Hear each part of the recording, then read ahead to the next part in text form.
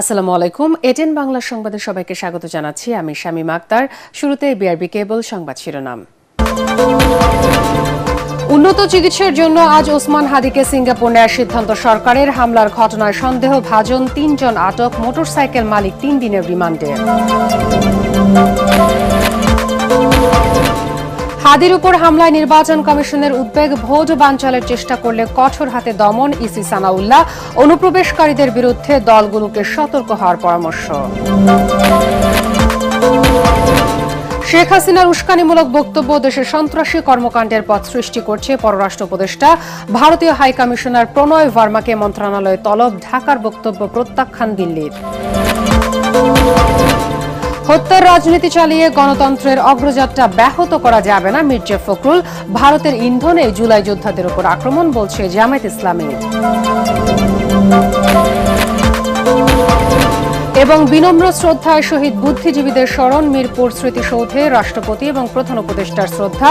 সবাইকে সাথে নিয়ে বৈষম্যহীন দেশ গড়ার প্রত্যয়। শুনছিলেন বিআরবি কেবল সংবাদ শিরোনাম, এবার বিস্তারিত। জুলাই গণ অভ্যুত্থানের অন্যতম নেতা, ইনকিলাব মঞ্চের মুখপাত্র এবং ঢাকা ৮ আসনের সম্ভাব্য স্বতন্ত্র প্রার্থী শরীফ ওসমান হাদিকে আজ দুপুরে এয়ার অ্যাম্বুলেন্সে সিঙ্গাপুরে নেওয়া হবে বলে জানিয়েছেন প্রধান উপদেষ্টার প্রেস উইং। এক বিবৃতিতে জানানো হয়, প্রধান উপদেষ্টা মোহাম্মদ ইউনূসের নির্দেশে এ বিষয়ে সিদ্ধান্ত হয়। এ লক্ষ্যে প্রয়োজনীয় মেডিকেল, এয়ার অ্যাম্বুলেন্স, চিকিৎসক দল এবং ভ্রমণ সংক্রান্ত সব প্রস্তুতি ইতোমধ্যে সম্পন্ন করা হয়েছে। সিঙ্গাপুর জেনারেল হাসপাতালের অ্যাক্সিডেন্ট অ্যান্ড ইমার্জেন্সি বিভাগে তার চিকিৎসার সব ধরনের ব্যবস্থা নেওয়া হয়েছে। হাদির সঙ্গে কে কে যাচ্ছেন এখনও নিশ্চিত হওয়া যায়নি। ওসমান হাদির চিকিৎসা সংক্রান্ত সব ব্যয় রাষ্ট্রীয়ভাবে বহন করা হবে। তার চিকিৎসা প্রক্রিয়া সার্বক্ষণিক পর্যবেক্ষণে রাখার জন্য সংশ্লিষ্টদের নির্দেশ দিয়েছেন প্রধান উপদেষ্টা। এদিকে এভারকেয়ার হাসপাতালের সামনে সংবাদ সম্মেলনে ঢাকা মেডিকেল কলেজ হাসপাতালের নিউরোসার্জিক্যাল টিমের সদস্য ডাক্তার আব্দুল আহাদ জানান, ওসমান হাদির মস্তিষ্কে রক্ত জমাট বেঁধে আছে। তার ব্রেনের যে কন্ডিশনটা সেটা অপরিবর্তিত রয়েছে এবং সেই পরিস্থিতিতে যে ব্রেনের স্টেমে যে ইনজুরিটা ছিল সেটা মারাত্মকভাবে ক্ষতিগ্রস্ত হয়েছে এবং ব্রেনে ইস্কেমিয়া আমরা দেখেছি যে অক্সিজেন স্বল্পতা যেটা আমরা লক্ষ্য করেছিলাম সেটা আরও প্রমিনেন্ট হয়েছে। নরএড্রেনাল ওষুধের সাপোর্টে সে লাইফ কন্টিনিউ করছে, তার হার্টবিটটা কন্টিনিউ করছে। এখনও নরেট চলছে, তবে প্রথমে শুরুতে যেরকম নরেট বেশি মাত্রায় পাচ্ছিল এখন সেটা কমিয়ে আসছে এবং অল্প পরিমাণ নরেটে সে রেসপন্স করছে। ইনকিলাব মঞ্চের ওসমান হাদির উপর হামলাকারী মোটরসাইকেল আরোহী ফয়সাল করিম মাসুদ এবং আলমগীর শেখ বলে নিশ্চিত করেছে ডিএমপির অতিরিক্ত কমিশনার এস.এন. নজরুল ইসলাম। তাদের পাসপোর্ট ব্লক করা হয়েছে। পুলিশের কাছে চোরাই পথে তাদের বিদেশে পাড়ি দেওয়ার কোনো তথ্য নেই বলে জানান তিনি। নজরুল ইসলাম জানান, বিভিন্ন স্থানে অভিযান চালিয়ে মোটরসাইকেল মালিক সহ সন্দেহভাজন ৩ জনকে আটক করা হয়েছে। মোটরসাইকেল মালিককে ৩ দিনের রিমান্ড দিয়েছে আদালত। মনির হোসেন তপুর রিপোর্ট। ঢাকা ৮ আসনের প্রার্থী ওসমান হাদির উপর দিনে দুপুরে হামলার ৪৮ ঘণ্টা পার হলেও প্রকৃত আসামিরা এখনও ধরাছোঁয়ার বাইরে। সামাজিক যোগাযোগ মাধ্যমে বলা হচ্ছে, মূল আসামিরা পার্শ্ববর্তী দেশে পালিয়ে গেছে। তবে এ বিষয়ে সুনির্দিষ্ট কোনো তথ্য নেই পুলিশের কাছে। ডিএমপি মিডিয়া সেন্টারে ব্রিফিংয়ে অতিরিক্ত কমিশনার এস.এন. নজরুল ইসলাম জানান, মোটরসাইকেল থেকে ফয়সাল করিম মাসুদ রিকশায় থাকা ওসমান হাদিকে গুলি করে বলে নিশ্চিত হওয়া গেছে।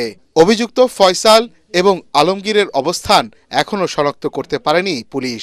তবে সীমান্ত দিয়ে লোকজন পারাপারের সাথে জড়িত 2 জনকে শেরপুরের নালিতাবাড়ি থেকে হেফাজতে নিয়েছে পুলিশ। হামলায় ব্যবহৃত মোটরসাইকেলটির মালিক আব্দুল হান্নানকেও আটক করা হয়েছে। অপারেশনের দিনে যে মোটরসাইকেলটি ব্যবহৃত হয়েছিল এটা আমরা উদ্ধার করতে সক্ষম হয়েছি। আমাদের ইমিগ্রেশন ডাটাবেজ চেক করে এখন পর্যন্ত তাদের পালিয়ে যাওয়ার কোনো তথ্য পাওয়া যায়নি। এক প্রশ্নের জবাবে তিনি আরও বলেন, এককভাবে সবার নিরাপত্তা দেয়া সম্ভব না, তবে জুলাই যোদ্ধাদের মধ্যে যাদের উপর সবচেয়ে বেশি হুমকি রয়েছে তাদের নিরাপত্তায় বিশেষ ব্যবস্থা নেওয়া হবে। নির্বাচনকে কেন্দ্র করে দুষ্কৃতিকারীদের গ্রেফতারে ডেভিল হান্ট 2 অপারেশন শুরু হয়েছে বলেও জানান তিনি। জুলাই যোদ্ধা এক হাদি না, হাজারো লক্ষ জুলাই যোদ্ধা আছে। লক্ষ জুলাই যোদ্ধার ইন্ডিভিজুয়াল সিকিউরিটি নিশ্চিত করা প্রায় অসম্ভব। নির্বাচনে অংশ নেওয়া প্রার্থীদের নিরাপত্তা নিয়েও পরিকল্পনা রয়েছে ডিএমপির। মনির হোসেন তপু, এটিএন বাংলা, ঢাকা। ওসমান হাদিকে গুলির ঘটনায় জড়িত ব্যক্তিদের গ্রেফতার করতে না পারায় সরকারের সমালোচনা করে আইন উপদেষ্টা আসিফ নজরুল এবং স্বরাষ্ট্র উপদেষ্টা জাহাঙ্গীর আলম চৌধুরীর পদত্যাগ দাবি করেছেন ইনকিলাব মঞ্চের সদস্য সচিব আব্দুল্লাহ আল জাবের। এ ঘটনার প্রতিবাদে আজ বেলা ৩টায় কেন্দ্রীয় শহীদ মিনারে সর্বদলীয় প্রতিরোধ সমাবেশ করা হবে বলে জানিয়েছেন তিনি। জাবের জানান, ওসমান হাদির চিকিৎসা এবং দেশের বাইরে নেওয়ার জন্য চিকিৎসকদের পক্ষ থেকে বিষয়টি আলোচনায় এলে তারা তাতে সম্মতি জানিয়েছেন। যে বাংলাদেশের যে গোয়েন্দা সংস্থাগুলো রয়েছে তারা সম্পূর্ণভাবে এক্ষেত্রে অসহযোগিতা করেছে এবং জুলাইয়ের এই যে শক্তি যারা বাংলাদেশকে ধারণ করে, আমার কাছে মনে হয় যে এখনো গোয়েন্দা সংস্থার মধ্যে এমন কিছু লোক রয়ে গেছেন যারা এখনো চাচ্ছে না যে বাংলাদেশ তার স্বাধীনতা সার্বভৌমত্ব ফিরে পাক। দীর্ঘ 17 বছরে বাংলাদেশের স্বাধীনতা সার্বভৌমত্ব যেভাবে দিল্লির কাছে মাথা নত করেছিল, তারা এখনো সেই প্রচেষ্টা চালিয়ে যাচ্ছে। তফসিল ঘোষণার পর ঢাকা ৮ আসনের সম্ভাব্য প্রার্থী শরীফ ওসমান হাদির উপর হামলার ঘটনায় উদ্বেগ জানিয়েছে নির্বাচন কমিশনার। ইসির জরুরি বৈঠক শেষে কমিশনার আব্দুল জাফর সানাউল্লাহ বলেন, কেউ নির্বাচন বানচালের চেষ্টা করলে কঠোর হাতে দমন করা হবে। এদিকে নির্বাচনকে সামনে রেখে রাজনৈতিক দলগুলোর নেতাদের জন্য নিরাপত্তা প্রোটোকল সরবরাহ করা হবে বলে জানিয়েছেন প্রধান উপদেষ্টার দপ্তর। বিস্তারিত জানাচ্ছেন একরামুল হক স্যাম। ত্রয়োদশ জাতীয় সংসদ নির্বাচন ও গণভোটের তফসিল ঘোষণার একদিন পর গুরুতর হামলার শিকার হন ইনকিলাব মঞ্চের মুখপাত্র ও ঢাকা ৮ আসনের সম্ভাব্য প্রার্থী শরীফ ওসমান হাদি। এই ঘটনাসহ আইনশৃঙ্খলার পরিস্থিতি ইস্যুতে বৈঠক করে নির্বাচন কমিশন। প্রধান নির্বাচন কমিশনার এএমএম নাসির উদ্দিনের সভাপতিত্বে বৈঠকে সার্বিক নিরাপত্তা পরিস্থিতি পর্যালোচনা করা হয়। বৈঠক শেষে সাংবাদিকদের সাথে কথা বলেন নির্বাচন কমিশনার আবুল ফজল মোহাম্মদ সানাউল্লাহ। একটা মেসেজ সকল বাহিনীর পক্ষ থেকে সমস্যা এসছে, যারাই এই নির্বাচনকে বানচাল করার, প্রতিহত করার বা ক্ষতিগ্রস্ত করার কোনো চেষ্টা করবেন তারা ব্যর্থ হবেন এবং যেখানে যতটুকু দৃঢ় হওয়া প্রয়োজন সকল বাহিনী ততটুকু দৃঢ় হবে। নির্বাচন কমিশনের পক্ষ থেকে মেসেজ ইজ ভেরি ক্লিয়ার। সাংবাদিকদের প্রশ্নের জবাবে তিনি বলেন, চোরাগোপ্তা হামলার আশঙ্কা উড়িয়ে দিচ্ছেন আইসি, তবে এই ধরনের ঘটনার পুনরাবৃত্তি ঠেকাতে কঠোর ব্যবস্থা নিচ্ছে কমিশন। চোরাগোপ্তা হামলার সম্ভাবনা আমরা এগুলোকে উড়িয়ে দিচ্ছি না, সামনেও যে এটা সম্ভাবনা নাই তাও বলছি না। তো আজকের মূল উদ্দেশ্য ছিল যাতে করে এই ধরনের হামলার ঘটনার পুনরাবৃত্তি না ঘটে বা এগুলো যাতে কঠোর হস্তে দমন করা হয়। যদি সেই ধরনের ঘটনা ঘটে তারা যেন ধরা পড়ে। আইন শৃঙ্খলা রক্ষাকারী বাহিনী অ্যাক্টিভলি কাজ করছে মাঠ পর্যায়ে। চোরাগুপ্ত হামলার যে ঘটনাগুলো ইতিমধ্যে ঘটেছে সেগুলোর স্বরূপ নিরূপণ করা হচ্ছে। ভবিষ্যতে এগুলোকে প্রতিহত করার জন্য যথাযথ কার্যকরী ব্যবস্থা গ্রহণ করা হবে। ডেটারেন্স ক্রিয়েট করার জন্য অধিক সংখ্যায় চেক পয়েন্ট বসিয়ে সন্ত্রাসীদের কার্যক্রম লিমিট করা, তাদের চলাচল লিমিট করা, যেসব সন্ত্রাসীরা এখন বাইরে ঘুরে বেড়াচ্ছে তাদেরকে গ্রেপ্তার করা এবং আইনের আওতায় নিয়ে আসা, অবৈধ অস্ত্র সহ আপনার গোলাবারুদ যেগুলো আছে বাইরে, হারিয়ে যাওয়া অস্ত্র গোলাবারুদ যেগুলো আছে, যেটা আগেও বলেছে আজকে আবার পুনরাবৃত্তি করা হয়েছে, সেগুলোর ব্যাপারে অভিযান চালানো। আমাদেরকে আশ্বস্ত করা হয়েছে গতকালকে থেকে রেবেল হান্ট নামে যে অপারেশনটা প্রথমে হয়েছিল তার দ্বিতীয় ফেজ গতকালকে থেকে আবার শুরু হয়েছে। এ সময় নির্বাচন কমিশনার সানাউল্লাহ অনুপ্রবেশকারীদের বিরুদ্ধে রাজনৈতিক দলগুলোকে সতর্ক থাকার পরামর্শ দেন। যারা আমাদের পাশে এসে দাঁড়াচ্ছেন আমাদের বন্ধু সেজে, তাদের ব্যাপারে আমাদের সবাইকে সতর্ক হতে হবে, বিশেষ করে রাজনৈতিক দল ব্যক্তি যারা আছেন এখন মাঠে। কারণ এই ঘটনাটা আমাদের একটা চোখ খুলে দেয় যে অ্যাপারেন্টলি আমাদের সহযোগী সেজেই কিন্তু আমাদের ভিতরে নাশকতাকারীরা, অনুপ্রবেশকারীরা থাকতে পারে এবং এদের হাত থেকে যদি একটা ঘরের ভিতরে কোনো ঘটনা ঘটিয়ে ফেলে, এই ধরনের ক্লোজ প্রক্সিমিটিতে ঘটনা ঘটিয়ে ফেলে, তারপরে হয়তো তার বিরুদ্ধে ব্যবস্থা নেওয়া যাবে, কিন্তু ক্ষতি তো যা হবার তা হয়ে যাবে। এদিকে নির্বাচন সামনে রেখে রাজনৈতিক দলগুলোর নেতাদের জন্য নিরাপত্তার প্রোটোকল সরবরাহ করা হবে বলে জানিয়েছে প্রধান উপদেষ্টার দপ্তর। আগামী জাতীয় সংসদ নির্বাচন ও গণভোটকে সামনে রেখে এই ব্যবস্থা নেওয়া হচ্ছে বলে জানানো হয় এক বিবৃতিতে। নিরাপত্তার প্রোটোকলে রাজনৈতিক নেতা ও সম্ভাব্য প্রার্থী তাদের বাসস্থান, কার্যালয়, চলাচল, জনসভা ও সাইবার স্পেসে নিরাপত্তা নিশ্চিত করতে সুস্পষ্ট নির্দেশনা দেওয়া হবে। বিবৃতিতে আরও জানানো হয়, হাদির উপর হামলার ঘটনায় আরও কয়েকজন নজরদারিতে রয়েছে। প্রধান সন্দেহভাজন ব্যক্তি যাতে কোনোভাবেই সীমান্ত অতিক্রম করতে না পারে সেজন্য প্রয়োজনীয় ব্যবস্থা নেওয়া হচ্ছে বলেও জানায় প্রধান উপদেষ্টার প্রেস উইং।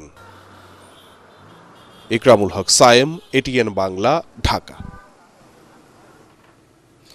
সাবেক প্রধানমন্ত্রী শেখ হাসিনার সাম্প্রতিক বক্তব্যের বিষয়ে উদ্বেগ জানাতে ঢাকায় নিযুক্ত ভারতীয় হাইকমিশনার প্রণয় ভার্মাকে তলব করে পররাষ্ট্র মন্ত্রণালয়। রাষ্ট্রীয় অতিথি ভবন পদ্মায় তাকে ডেকে ভারতে অবস্থানরত শেখ হাসিনা ও সাবেক স্বরাষ্ট্রমন্ত্রী আসাদুজ্জামান খান কামালকে দ্রুত ফেরত দেওয়ার আহ্বান জানায় বাংলাদেশ। একই সাথে শেখ হাসিনাকে রাষ্ট্রবিরোধী বক্তব্য রাখার সুযোগ দেয় গভীর উদ্বেগও জানায় ঢাকা। এছাড়া আগামী নির্বাচন বাধাগ্রস্ত করতে ভারতে অবস্থানরত আওয়ামী লীগ নেতাদের দেশবিরোধী কার্যক্রমের বিষয়ে হাই কমিশনারের দৃষ্টি আকর্ষণ করা হয়। ইনকিলাব মঞ্চের মুখপাত্র শরীফ ওসমান হাদিকে হত্যা চেষ্টায় জড়িত সন্দেহভাজনদের ভারতে পালিয়ে যাওয়া ঠেকাতে ভারতের সহযোগিতাও চেয়েছে বাংলাদেশ।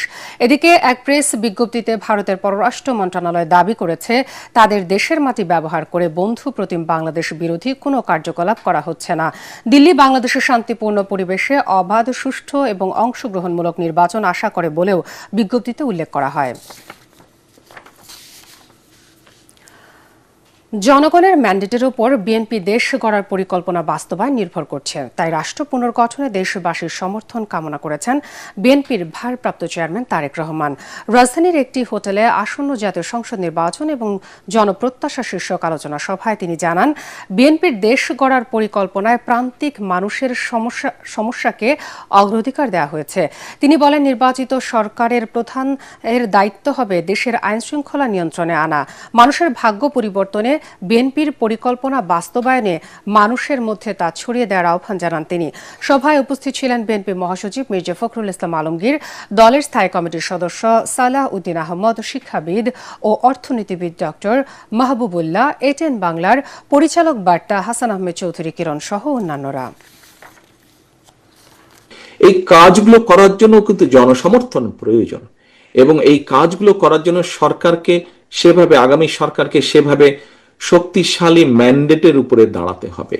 যদি ম্যান্ডেট দুর্বল হয় তাহলে হয়তো অনেকগুলো কাজ করা সম্ভব হবে না এবং সেই শক্তিশালী ম্যান্ডেট যদি পেতে হয় অবশ্যই জনসমর্থনের প্রয়োজন, যেটি আপনারা আজকে এখানে উপস্থিতিবৃন্দ, সম্মানিত উপস্থিতিবৃন্দ, আপনারা আপনাদের প্রত্যেকটি মাধ্যমে, আপনাদের উপায়ের মাধ্যমে আপনারা আমাদেরকে সহযোগিতা করতে পারেন।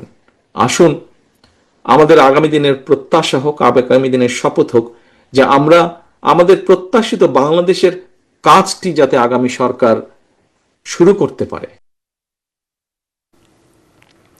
হত্যার রাজনীতি করে গণতন্ত্রের অগ্রযাত্রাকে ব্যাহত করার পরিকল্পনা বিএনপি সফল হতে দেবে না বলে জানিয়েছেন দলটির মহাসচিব মির্জা ফখরুল ইসলাম আলমগীর। বুদ্ধিজীবী দিবসের আলোচনা সভায় তিনি অভিযোগ করেন, দেশের স্বাধীনতা বিরোধীরাই এখন গণতন্ত্রকে বাধাগ্রস্ত করতে চায়। তাই আগামী জাতীয় নির্বাচন হবে স্বাধীনতার পক্ষে বিপক্ষের শক্তির লড়াই।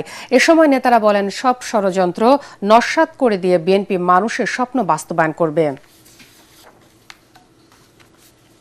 আমাদের গণতন্ত্রের যে শরিক তাদেরকে তারা ভয় দেখিয়ে স্তব্ধ করে দিতে চায়। কিন্তু ইতিহাস বলে যে সেই ভয়ে বিএনপি কখনো ডুবে যায় না। আমরা জানি 1971 সালে কারা, কোন রাজনৈতিক শক্তি সেদিন আমাদের এই বুদ্ধিজীবীকে হত্যা করেছিল। আমরা এও জানি আজকে আবার কারা নতুন করে এই নির্বাচনের সময় এই ষড়যন্ত্র করে নির্বাচনকে নস্যাৎ করতে চায়। ভারতীয় বাহিনী ও গোয়েন্দা সংস্থার নির্দেশে ৭১-এর শহীদ বুদ্ধিজীবীদের হত্যা করা হয় বলে জানিয়েছেন জামায়াতে ইসলামের সেক্রেটারি জেনারেল মিয়া গোলাম পরোয়ার। রাজধানীতে শহীদ বুদ্ধিজীবী দিবস উপলক্ষে আলোচনা সভায় তিনি বলেন, বুদ্ধিজীবী হত্যার সব তথ্য এবং প্রমাণ ছিল নির্মাতা জহির রায়হানের কাছে, তাই ৭২-এ তাকেও গুম করা হয়। নির্বাচনের আগে ভারতের ইন্ধনেই জুলাই যোদ্ধাদের বেছে বেছে আক্রমণ করা হচ্ছে বলে অভিযোগ করেন তিনি। বহু তথ্য, বহু সত্য বেরিয়ে এসেছে। এই হত্যাকাণ্ড ছিল ভারতীয় সেনাবাহিনীর, ভারতীয় গোয়েন্দাদের একটি সুপরিকল্পিত ষড়যন্ত্রের অংশ। পাকিস্তানি সেনাবাহিনী 14ই ডিসেম্বরই আত্মসমর্পণ করতে চেয়েছিল। ভারতীয় সেনাপ্রধানদের সেনাবাহিনীর ইচ্ছায় আরো 2 দিন, 14 থেকে 16 আত্মসমর্পণের দিনকে শিফট করে 16 তারিখে আত্মসমর্পণের দিন ধার্য করা হয় এবং 14ই ডিসেম্বরে খুঁজে খুঁজে তাদেরকে তারা বেছে বেছে হত্যা করেছে। এখন দেখবেন সালাম স্টিল ভোটের গাড়ি। ঢাকা ১৭ আসনের কড়াইল বস্তিতে সাম্প্রতিক সময়ের অগ্নিকাণ্ডের প্রায় ২০ দিন পার হয়েছে। সবকিছু পুড়ে যাওয়ায় ঋণের কিস্তি পরিশোধ ও সন্তানদের পড়াশোনার খরচ বহন করতে হিমশিম খাচ্ছেন এই ভোটাররা। কোনো সরকারি সহায়তা না পাওয়ায় খোলা আকাশের নিচে বৃদ্ধ শিশুদের নিয়ে রাত্রি যাপন করতে হচ্ছে বস্তিবাসীদের। যারা আগামী নির্বাচনে জয়ী হবেন, বস্তিবাসীদের পুনর্বাসনে দীর্ঘমেয়াদী পরিকল্পনা নেয়ার দাবি তাদের। মনির হোসেন তপু রিপোর্ট। ৭৭ বছরের আব্দুল গফুর কড়াইল বস্তিতে থাকেন ৩০ বছর। সঞ্চয় এবং কিস্তিতে ঋণ নিয়ে ধীরে ধীরে ২৪টি ঘর নির্মাণ করেন। সাম্প্রতিক এই বস্তিতে ভয়াবহ আগুনে তার সহায় সম্বল সব পুড়ে গেছে। কোনোভাবে খোলা আকাশের নিচে পরিবার পরিজন নিয়ে রাত্রি যাপন করছেন তারা। কিস্তির ৭ লাখ টাকা এবং ছোট মেয়ের ঢাকা নার্সিং মেট্রো কলেজের পড়াশোনার খরচ বহন করতে না পারার আক্ষেপ আব্দুল গফুরের।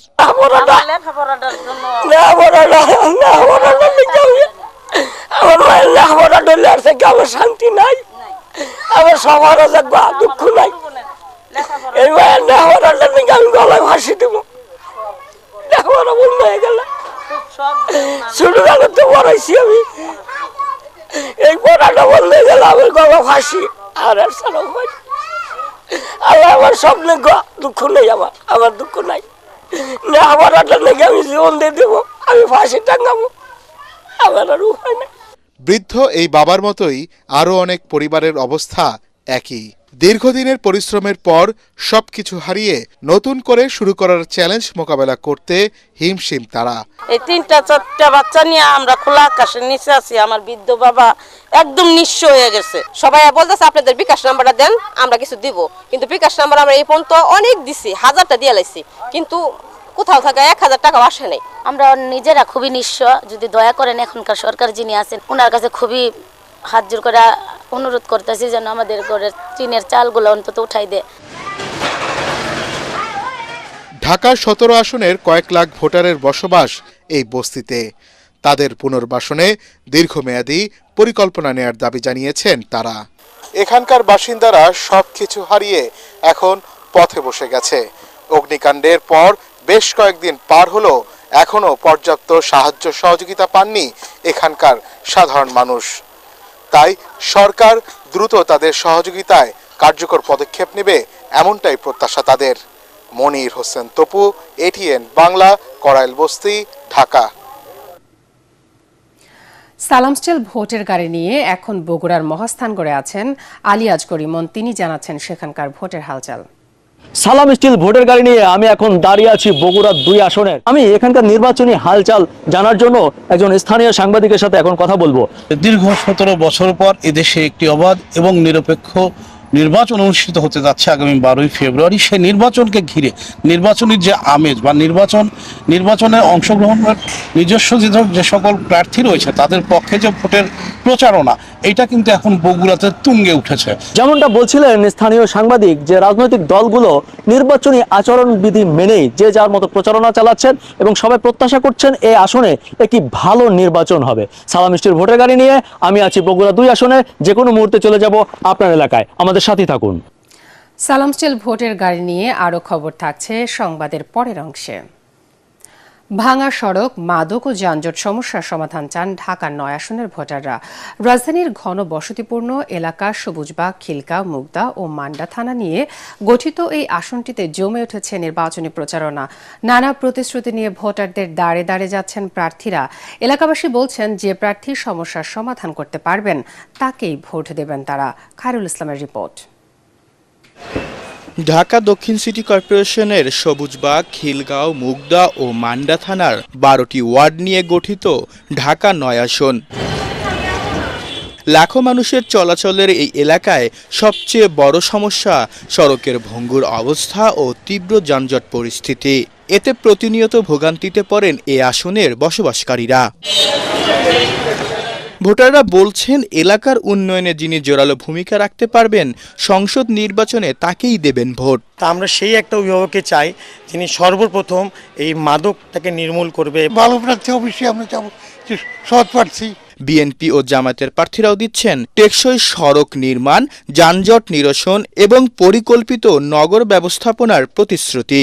এই এলাকার জনগণের মধ্যে ধানের শীষের প্রতীকের প্রতি এবং ব্যক্তিগতভাবে যেহেতু আমি এই এলাকার সন্তান, এই এলাকায় আমার বেড়ে ওঠা এবং এই এলাকার সাংগঠনিক রাজনৈতিক কর্মকাণ্ড আমি পরিচালনা করেছি, সম্পৃক্ত ছিলাম, এখনও আছি।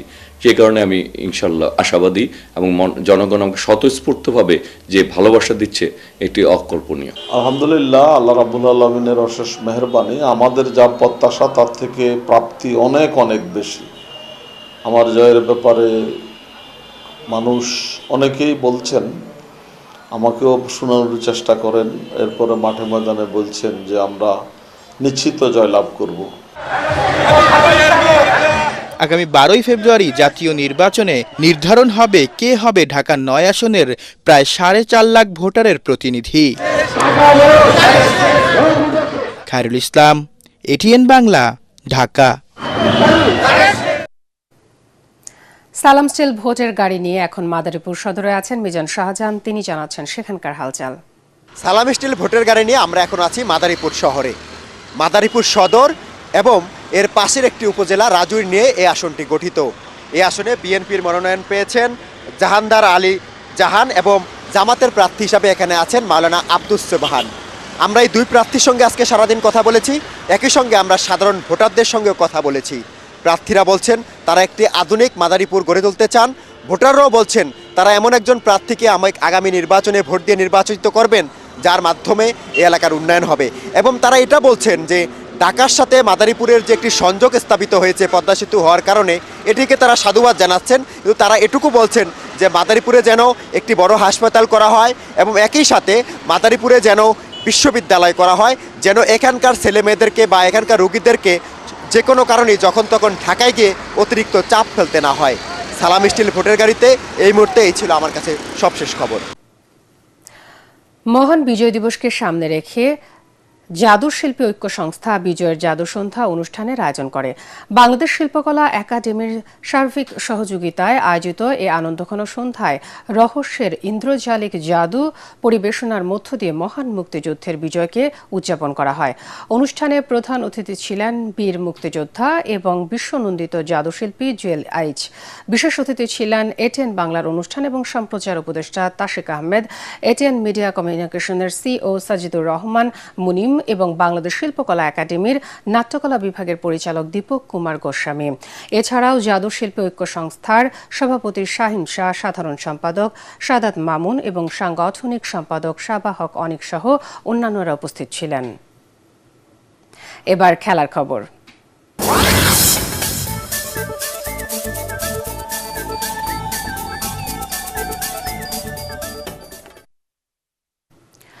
বিপিএল এর সফল দল রংপুর রাইডার্সের পৃষ্ঠপোষকতায় আজ থেকে শুরু হচ্ছে বিএসজেএ ক্রিকেট টুর্নামেন্ট।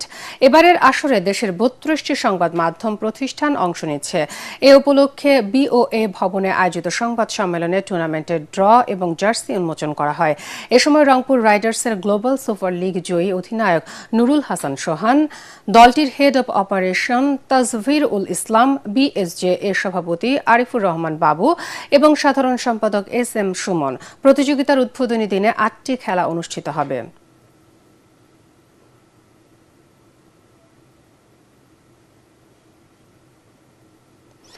শেষ করার আগে বিআরবি কেবল সংবাদ শিরোনাম আরও একবার। উন্নত চিকিৎসার জন্য আজ ওসমান হাদিকে সিঙ্গাপুর নেওয়ার সিদ্ধান্ত সরকারের। হামলার ঘটনায় সন্দেহভাজন 3 জন আটক, মোটরসাইকেল মালিক 3 দিনের রিমান্ডে।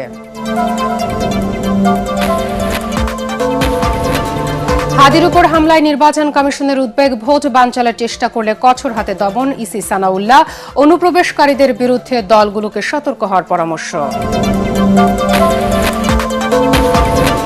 শেখ হাসিনার উস্কানিমূলক বক্তব্য দেশে সন্ত্রাসী কর্মকাণ্ডের পথ সৃষ্টি করছে। পররাষ্ট্র উপদেষ্টা ভারতীয় হাই কমিশনার প্রণয় ভার্মাকে মন্ত্রণালয়ে তলব, ঢাকার বক্তব্য প্রত্যাখ্যান দিল্লির।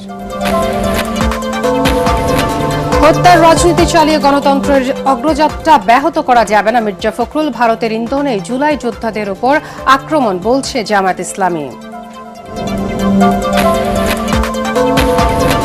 এবং বিনম্র শ্রদ্ধায় শহীদ বুদ্ধিজীবীদের স্মরণ মিরপুর স্মৃতিসৌধে রাষ্ট্রপতি এবং প্রধান উপদেষ্টার শ্রদ্ধা, সবাইকে সাথে নিয়ে বৈষম্যহীন দেশ গড়ার প্রত্যয়।